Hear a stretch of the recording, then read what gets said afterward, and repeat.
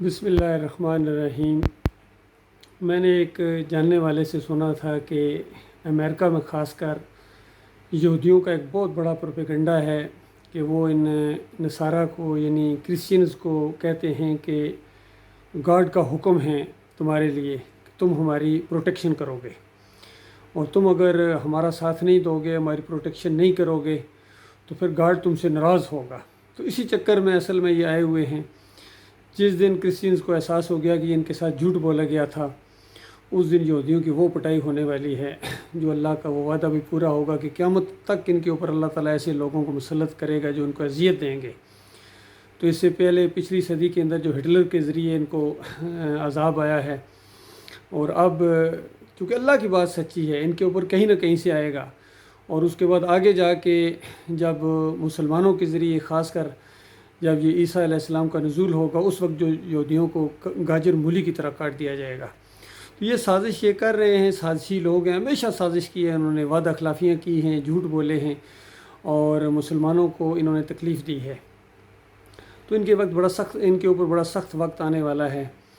تو اب میں آپ کو ایک ویڈیو سناتا ہوں، ابھی چونکہ عمران خان صاحب کے یہ مہم شروع ہوئی ہے، تو جہاں یہ اچھی باتیں بھی کرتے ہیں وہاں یہ دین کی آڑ میں جو باتیں کرتے ہیں، میں صرف ان کے اوپر ہمیشہ جو ہے کمنٹس دیتا ہوں کہ دیکھو یہ اللہ کو بیچ میں لا کے یعنی اللہ کو فراڈ کرنے کی کوشش نہ کرو، وہ تمہیں پیس کے رکھ دے گا، اور اسی نے تمہیں یہ موقع دیا ہے، کیونکہ جب اس کے ساتھ تم نے غداری کی، اس کے ساتھ تم نے دین کے ساتھ بے وفائی کی، اس کو چھوڑ کر جب دوسروں کے سامنے تم جھکے، وہ جو کسی نے کہا کہ تو جھکا جب غیر کے آگے تن تیرا نہ من، تو اس انداز سے یہ جو بات یعنی یوتھ کو پھر ایک دفعہ یعنی اس کلمے کی بنیاد کے اوپر کہ پاکستان بنا تھا، پاکستان کا مطلب کیا، لا الہ الا اللہ، اس وقت بھی دھوکہ دیا گیا تھا، کیونکہ جنہوں نے یہ نعرہ لگایا تھا انہوں نے لا الہ الا اللہ کا مطلب نہیں بتایا تھا، صرف اتنا بتا دیا کہ پاکستان کا مطلب لا الہ الا اللہ،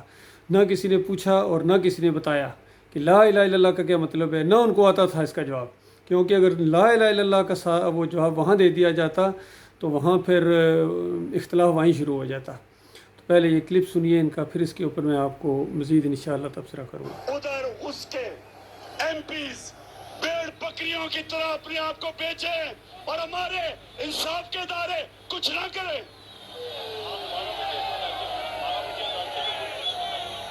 عدالتیں ہماری رات کے 12 بجے کھل سکتی ہے، تو ان چوروں کو کیوں نہیں ڈسکوالیفائی کرتے؟ ایک تو سارے پاکستانیوں سن لو، سارے پاکستانیوں سن لو، یہ جو لوٹے یہ آگے سے کسی بھی حلقے میں آئے الیکشن لڑنے کے لیے تو آپ نے ان کا بندوبست کرنا ہے۔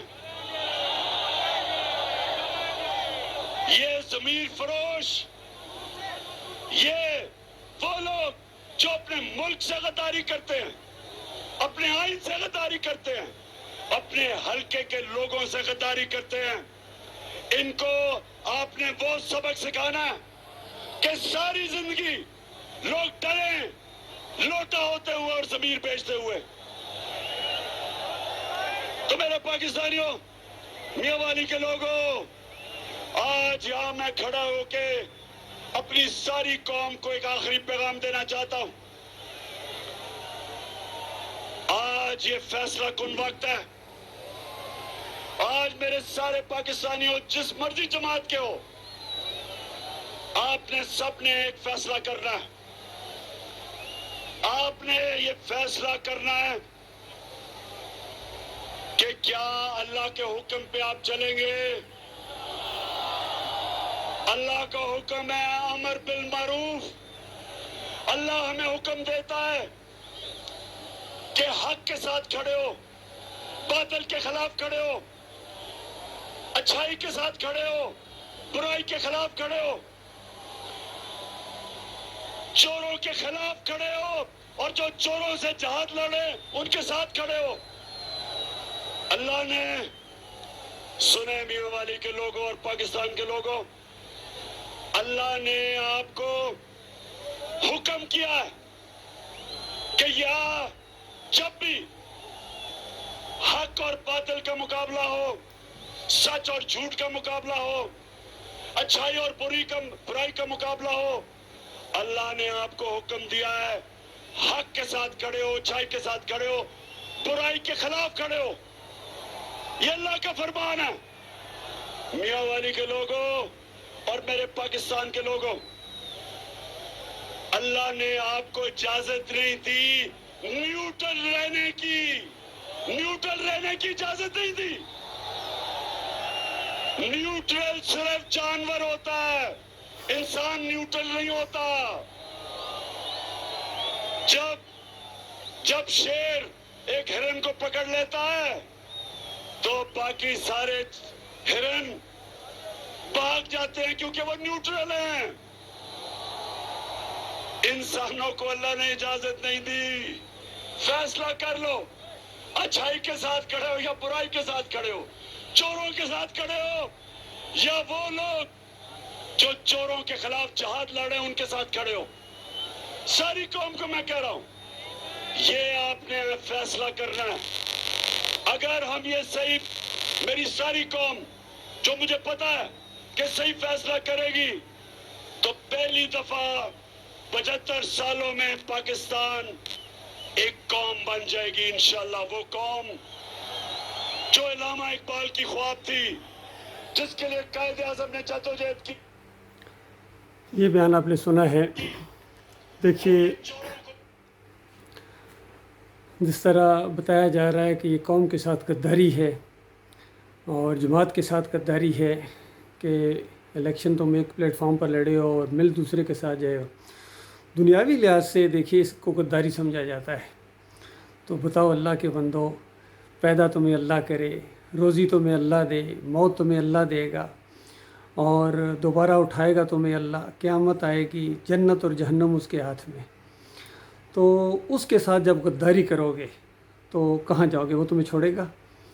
तो अल्लाह के साथ जो गद्दारी है वो सबसे बड़ी गद्दारी है कि अकीदे के अंदर ख़राबी हो, ईमान के अंदर ख़राबी हो और उसका खाएं और दूसरों के गुन गाएं, उसका खाएं और दूसरों के सामने जाके सजदे करें और फिर अपनी चलाएं।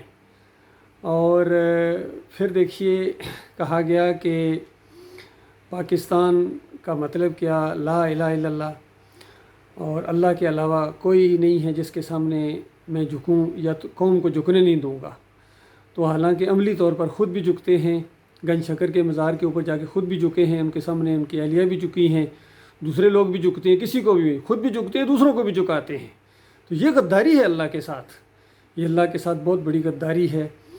और जिस तरह कहा गया कि न्यूट्रल जानवर होते हैं, तो न्यूट्रल नहीं होता है मामला। ज़ाहिर बात है वो या तो हक़ के साथ होगा या बातिल के साथ होगा। और इनकी जो लड़ाई है ये हक़ और बातिल की लड़ाई नहीं है, ये बातिल की जंग है, आपस में जमहूरियत की जंग है, इक़्तिदार की जंग है, कौमियत की जंग है, मुल्क की जंग है। और इसको फिर जहाद का नाम देना, जहाद जैसे लफ्ज़ को बदनाम करना। जहाद तो वो होता है अल्लाह का कलमा बुलंद करने के लिए।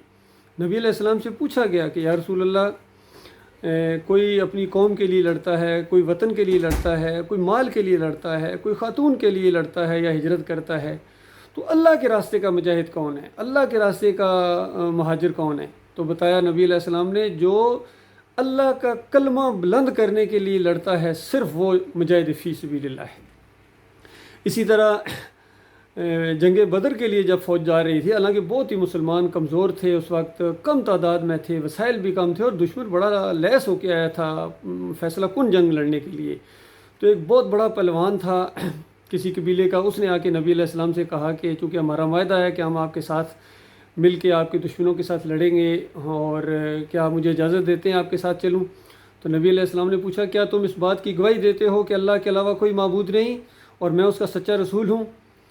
उसने कहा, ये गवाही तो मैं नहीं देता हूँ। तो फिर नबी अलैहिस्सलाम ने कहा कि मैं एक मुशरिक को ले के साथ दूसरे मुशरिक के साथ नहीं लड़ सकता हूँ, तुम वापस चले जाओ, मुझे तुम्हारी ज़रूरत नहीं है। दूसरे दिन फिर वो आया, इसी तरह बात की, यही जवाब दिया नबी अलैहिस्सलाम ने। तीसरे दिन फिर आया और फिर नबी अलैहिस्सलाम ने जब पूछा तो कहने लगा, हाँ आज मैं गवाही देता हूँ कि वाकई आप अल्लाह के रसूल हैं। यानी वो रसूल को पहचान गया कि ये कोई दुनिया की लालच के, दुनिया की हमायत इकट्ठी करने वाले नहीं है, कह रहे دنیا کے لوگوں کو اپنے ساتھ ملا لیں، ایسا معاملہ نہیں ہے، یہ تو خالص ایک اللہ کا معاملہ ہے۔ تو اس نے کلمہ پڑھا اور پھر اس کے بعد شہید ہو گیا اسی جنگ کے اندر۔ تو اندازہ لگائیے یہ ہے جہاد ہوتا ہے کہ حق بات کو پیش کیا جائے، توحید کی دعوت کو پیش کیا جائے، اور پھر اس کے مقابلے میں جو ریئیکشن ہوتا ہے اس کو جہاد کہتے ہیں۔ تو وہ تو لمحہ آپ کے اوپر نہیں آیا ابھی تک عمران خان صاحب، کسی کے اوپر بھی، جتنے یہ پارٹیاں ہیں، سیاسی پارٹیاں ہیں یا مذہبی یہ فرقے ہوں، بریلوی ہوں، دیوبندی ہوں، اہل حدیث ہوں، یا یہ مذہبی کیا نام ہے، نام لے کے جو آئے ہیں سیاست کے اندر، فضل الرحمان کا گروپ ہو، اس کے والد صاحب ہوں، پھر یہ 9 گٹھے ہوئے تھے اس وقت، 9 ستارے، پھر یہ 5 گٹھے ہوئے تھے متحدہ مجلس عمل کے نام سے، جس میں جماعت اسلامی یہ سارے لوگ شامل تھے، پھر یہ قاضی حسین بھی، اور پھر بعد میں سراج الحق اور حافظ سعید، اور پھر یہ خادم حسین رضوی جو آئے ہیں سیاست کے اندر۔ تو میں پوچھتا ہوں کوئی ایک لمحہ بھی ایمان خالص کا آپ کے اوپر آیا ہے زندگی میں؟ ایک لمحہ بھی آیا ہے؟ ہرگز نہیں۔ ایمان خالص کا لمحہ وہ ہوگا جب آپ لا الہ الا اللہ پوری طرح لا اس چھری کو چلائیں گے اس کفر و شرک کے اوپر، کہ لا داتا الا اللہ، لا مشکل کشا الا اللہ، لا حاجت روا الا اللہ، لا واسطہ وسیلہ الا اللہ، لا نظر و نیاز، نہ گیرویں نہ بارہویں، نہ محرم کی سبیلیں الا اللہ، سوائے اللہ کے نام کی جو بانٹی جائیں گی چیزیں، اور لا واسطہ وسیلہ، کسی کا واسطہ وسیلہ نہیں ہے سوائے اللہ کے اچھے اچھے ناموں کا، جس کا قرآن میں اللہ نے حکم دیا ہے۔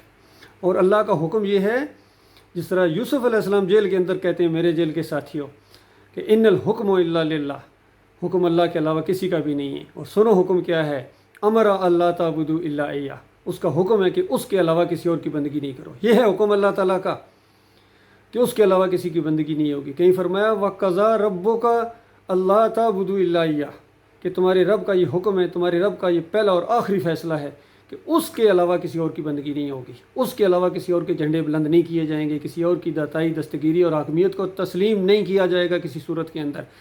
تم بادشاہ ہو سکتے ہو، تم جنرل ہو سکتے ہو، صدر ہو سکتے ہو، وزیر اعظم ہو سکتے ہو، پارٹی کے لیڈر ہو سکتے ہو، لیکن تمہیں یہ حق نہیں پہنچتا ہے کہ تم اللہ کے مقابلے میں اپنا علم بلند کرو اور اللہ کی بات کو تم پیچھے کر دو، اور پھر اللہ کی بات کو اپنے سیاسی مقاصد کو پورا کرنے کے لیے لوگوں کو فراڈ دو۔ جب قوم کو فراڈ ہوتے میں دیکھتا ہوں، نئی نوجوان نسل کو آپ نے پھر اسی ٹریک کے اوپر چڑھا دیا ہے، پھر یہ خون خرابہ ہوگا اور یہ جنت نہیں جا سکیں گے۔ بالکل میں کھل کے بات کر رہا ہوں، یہ جنت نہیں جا سکیں گے کیونکہ ایمان خالص نہیں۔ یہ جمہوریت کے راستے میں شہید ہوں گے، یہ اقتدار کے راستے میں شہید ہوں گے، یہ ملک کے راستے میں شہید ہوں گے، یہ توحید کے راستے میں نہیں ہے، ایمان کے راستے میں نہیں ہے۔ اس لیے ہمت کر کے پہلے ایمان کو خالص کرو کہ اللہ تعالیٰ جب تمہارے ساتھ ہوگا تو تمہیں اللہ تعالیٰ مغلوب کر دے گا۔ کوئی تم سے جیت سکے گا جب اللہ تمہارے ساتھ ہوگا؟ تو اللہ کو پیچھے ہٹا کے تو پھر یہ عوام کا ہجوم اور عوام کا اجتماع اور عوام کا سونامی اور سمندر آپ کے ساتھ ہوگا۔ اس طرح آپ بے شک اقتدار میں بھی آ جائیں، جو مرضی کر لیں، پوری دنیا سے زیادہ خوشحال پاکستان کو بنا لیں اور سونے کے نوالے اس قوم کو کھلائیں، لیکن ایمان عقیدے کی بات نہیں ہے۔ پھر وہ چادریں چڑھائیں گے، پھر عرس اور میلے کریں گے، پھر جا کے گنج شکر کے مزار پر جا کے آپ کامیابی کے اوپر جا کے ماتھا ٹیکیں گے اور قوم دیکھے گی، تو بتاؤ اس کے بعد کیا ہوگا؟ اللہ کی لعنت پڑے گی آپ لوگوں کے اوپر، اور ایسی باز پرس آپ لوگوں سے ہوگی کہ آج آپ اس کا تصور نہیں کر سکتے ہو۔ یہ بات میں سب بھائیوں کو بتا رہا ہوں، اپنے فوجی بھائیوں کو بھی۔ میں فوجی افسر ہوں الحمدللہ، 7 پنجاب ریجمنٹ، میرا پی اے نمبر 23232 اور 70th PM long course JC 9 Arshad میرا نام ہے۔ میں یہی بات آج سے 37 سال پہلے اپنی فوج 7 پنجاب ریجمنٹ کے اندر یہ بات کہی تھی، اور کرنل نجم الحسن ملک وہاں کمانڈنگ آفیسر تھے، تو وہ اس چیز کو نہیں مانتے تھے، چونکہ وہ ایک خاص طبقے سے تعلق رکھتے تھے۔ یا علی مدد ان کی دماغ کے اندر تھا، ان کی رگوں کا خون تھا، یہی وہ نعرہ لگواتے تھے مارننگ پریڈ کے اندر۔ تو اس وقت جب میں نے کہا کہ سر یہ شرک ہے اور اس طریقے سے آپ جوانوں کے اندر یہ چیز نہیں، بلکہ اللہ اکبر کا نعرہ ہونا چاہیے جس سے خون گرمایا جائے، تو اس پر انہوں نے ایکشن لیا۔ منہ ایسے انہوں نے کہا میں دیکھوں گا تمہیں، اس طرح اس نے کہا، مجھے ابھی تک وہ منظر یاد ہے۔ تو اس نے پھر اپنے کنٹیکٹس کے لیے جو معاملہ کیا، مجھے فوج سے ایک میڈیکل گراؤنڈ اندازہ لیا کہ اس کا دماغ خراب ہے، جو اللہ کو پکارے اس کا دماغ خراب ہو جاتا ہے۔ اور یہ تو خیر وہ لیبل ہے جو ہر ایک کے اوپر لگا ہے جس نے بھی اللہ کی بات کی ہے، اور انبیاء سارے کے سارے انبیاء کے اوپر یہ بات ضرور کسی کی ہے کہ شاعر او مجنون۔ اور اب امتیوں کے اوپر بھی یہی بات ہوگی جب وہ بات توحید کی دعوت کہیں گے۔ اب کسی اور نبی نے تو نہیں آنا ہے، اب تو آخری کتاب آ گئی، آخری نبی محمد صلی اللہ علیہ وآلہ وسلم، اب کوئی نبی آنے والا نہیں ہے۔ عیسیٰ علیہ السلام کا جو نزول ہے وہ پہلے سے نبی ہیں جو اٹھائے گئے ہیں وقتی طور کے اوپر، ایک انٹرول ہے، ٹرانزیشن پیریڈ ہے، اس کے بعد پھر ان کا نزول ہوگا، اور اس دور میں جنگیں ہوں گی، خوفناک جنگیں ہوں گی، اور ان یہودیوں کو اور کاٹ ڈالا جائے گا، اور عیسائیوں کو بھی، اور اس میں سے جو عیسائی ایمان لے آئیں گے زیادہ تر، اور باقی جتنے ہوں گے سارے فرقے ختم کر دیے جائیں گے۔ یعنی ایسا دور ہوگا کہ اس زمین کے اوپر سوائے مومن کے کوئی بھی نہیں ہوگا، یقین کیجیے کوئی دین نہیں ہوگا، اور وہ جو ہے کہ سارے دین کے اوپر اسلام کو غالب کر دیا جائے۔ اس لیے اللہ تعالیٰ نے یہ آخری نبی بھیجے ہیں محمد صلی اللہ علیہ وآلہ وسلم، اور یہ کتاب اتاری ہے قرآن، وہ پوری بات ہو جائے گی، اور 7 سال یہ دور گزرے گا، اس کے بعد پھر آہستہ آہستہ مومن کم ہونا شروع ہو جائیں گے، پھر کفر و شرک پھیلے گا، اور ایک وقت ایسا بھی آئے گا کہ اس زمین کے اوپر ایک مومن نہیں ہوگا، پھر سور میں پھونک مار دی جائے گی، اور قیامت کا معاملہ ہوگا، ساری انسانیت کو پھر دوبارہ زندہ کیا جائے گا۔ حضرت صاحب حساب کتاب ہے، کیا دنیا میں کیا تھا، کیا کمایا تھا، کیا خرچ کیا تھا، جوانی کہاں گزاری، بندگی کس کی تھی، بندے کس کے تھے، اور اس کے بعد یا ایک گروہ نے جنت میں جانا ہے، دوسرا جہنمی گروہ ہوگا۔ اس وقت یہ پیچھے چلنے والے، یہ جو ووٹر، یہ سپورٹر، اور یہ پیچھے چلنے والے دست بستہ غلام، اور آنکھیں بند کر کے اپنے لیڈروں کی پیروی کرنے والے، اپنے پیروں کی پیروی کرنے والے، اپنے سیاسی قائدین اور فوجی قیادت کو سر جھکا کے بالکل بغیر سوچے سمجھے کہ یہ ہمیں کدھر لے کے جا رہے ہیں، ان کی پوجا پاٹ کی یہ بندگی ہے ان کی، یاد رکھیے اللہ کے مقابلے میں جو ان کا حکم مانتے ہو، ان کی بندگی کرتے ہو، انہی کے ساتھ ہمیشہ کی آگ کے اندر تمہیں رہنا پڑے گا، چاہے تمہارا دل مانے یا نہ مانے، تمہاری ساری نمازیں، حج، عمرے، زکوٰۃ سب بیکار، منہ کے اوپر دے مارے جائیں گے۔ اللہ نے توحید مانگی تھی اور تم نے شرک دیا ہے، اور پھر فراڈ کیا ہے اللہ تعالیٰ کے ساتھ، اللہ کی آیات کو اپنے دنیاوی مقاصد کے لیے استعمال کر رہے ہو، کہ اللہ تمہیں حکم دیتا ہے کہ میرا ساتھ دو، اور امر بالمعروف، اور جہاد کرو، یہ جہاد ہے۔ تو بتائیے وہ جو جہاد کا ایک جذبہ تھا مسلمانوں کے اندر جو فطری طور پر، اس کو یہ بار بار ڈی ٹریک کرتے ہیں، کاش اس کو حقیقی معنوں میں صحیح طریقے سے یاد کیا جائے۔ ابھی بھی موقع ہے اللہ کے بندو، اللہ کو اپنے ساتھ کر لو، اللہ کو اپنے ساتھ کر لو۔ اللہ تعالیٰ ان دعاؤں سے، جو طارق جمیل کی دعائیں، اس سے متاثر نہیں ہوتا ہے۔ شرک کرنے والا، شرک کا دائی، اور وہ آپ کے سامنے چاپلوسی کے ساتھ دعائیں کرے گا تو اللہ متاثر ہوگا؟ یہی تو اللہ کے دشمن ہیں جنہوں نے اللہ کے دین کو بگاڑا ہے، یہی تو وہ ہیں۔ اس نے ایک مرتبہ بھی آپ کو نہیں کہا ہے کہ آپ نے وہاں جو سجدہ کیا تھا شرک کیا تھا، کوئی نہیں بتائے گا۔ یہ سب ایسے ہی ہیں، چادریں چڑھانے والے، عرس اور میلے کرنے والے، مزاروں کی میل چاٹنے والے، سارے ہیں پھولوں کی چادریں چڑھانے والے، یہ سب ان کے عقیدے خراب ہیں۔ جب تک یہ ایمان ٹھیک نہیں، کوئی آپ عمران خان صاحب آج سے یعنی پہلے سے کروڑوں گنا زیادہ طاقتور بن کر آئیں، دوبارہ لیڈر بن جائیں، دوبارہ پرائم منسٹر بن جائیں، اس ملک کو، اس قوم کو ٹھیک نہیں کر سکتے ہیں، کیونکہ اللہ اوپر سب کچھ دیکھ رہا ہے۔ جب اس کے نہیں ہو، جب اس کے ساتھ غداری کر رہے ہو، تو بتاؤ جو جتنے مرضی وفادار بن جاؤ ملک کے، قوم کے، اللہ کی نگاہ میں تم غدار ہی رہو گے، کلمے کے غدار۔